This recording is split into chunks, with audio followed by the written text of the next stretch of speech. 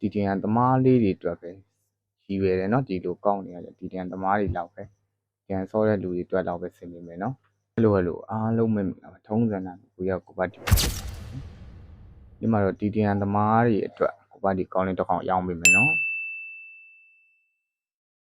ဟိုက်ပါမလို့ရှိုးလိုက်တော့နော်သူတင်းပါမယ်မတစ် office လေးပါမယ်နော်ဒီမှာ season 2ဟိုလေးပါမယ်နော် season 2 office လေးပါမယ်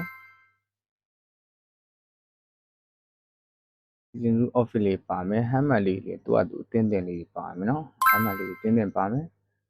မျက်နှာဖုံးထဲမှာဆိုရင်တော့သူပါမယ်နော်ဒီတင်သမားလေးတွေအတွက်ပဲရည်ရွယ်တယ်နော်ဒီလိုကောက်နေရတယ်ဒီတင်သမားတွေလောက်ပဲပြန်စောတဲ့လူတွေအတွက်လောက်ပဲဆင်နေမယ်နော်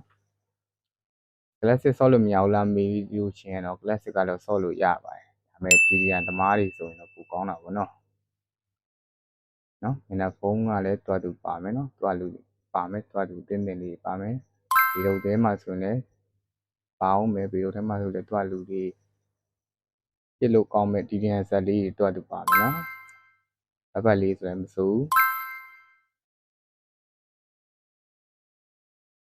အောင်လေးနဲ့နော်ဒီလိုပေါင်းပြီးသေးတယ်သူပါမယ်အန်ဖိုးထဲမှာဆိုရင်တော့ကြားကန်းလေးနဲ့ orange အန်ဖိုးလေးပါမယ်နော်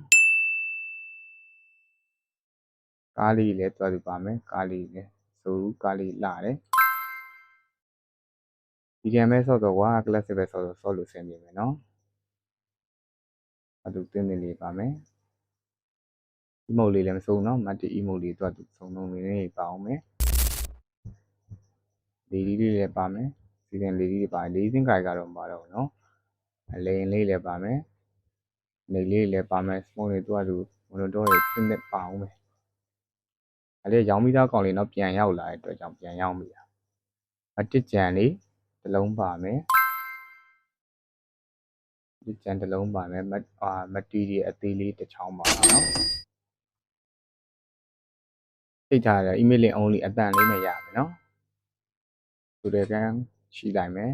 ဂန်းကွန်ဘိုနေထားမှာတော့12လက်ပါမယ်နော်ဂန်းကွန်ဘိုလေးလည်းတွဲလုံးလေးပါမယ်အဲဒီမှာကြားကန်းလေးကလည်းပဲပေါ်ဖြစ်သွားရင်နော်